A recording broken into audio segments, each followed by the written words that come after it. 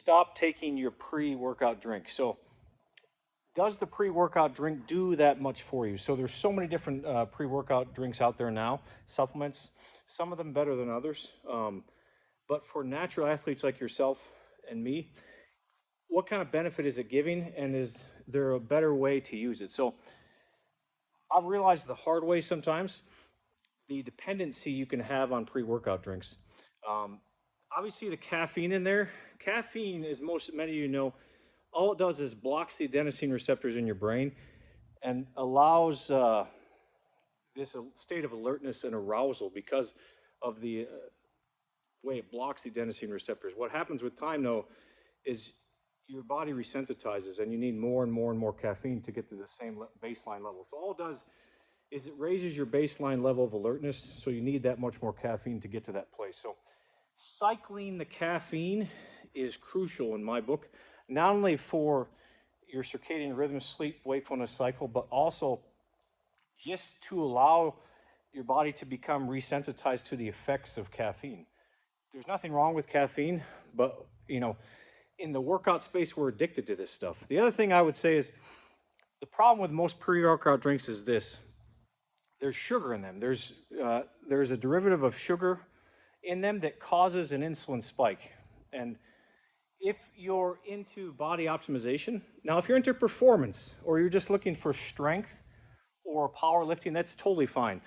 But if you want to optimize your body and be as lean as possible and keep the fat burning hormones on, you really don't want insulin to spike before you work out. There's an inverse relationship between insulin and cortisol and adrenaline. So you want your cortisol and adrenaline or norepinephrine, which are more or less the same derivative, high before your workout. If you're eating sugar, you're eating a lot of carbs, within 30 minutes or sooner to your workout, you're going to release insulin. And all that's going to do is cause a blunting of the effect of the cortisol, the blunting of the alertness and your performance. And you really want to stay in a fat burning, more of a catabolic mode during and throughout your workout. So just a simple tip that I would consider, try minimizing the amount that you eat before workout, like carb-wise. Protein can raise your insulin a little bit as well, but you really want to be in a fat-burning lipolytic mode, which requires your cortisol and your epinephrine, norepinephrine to be high.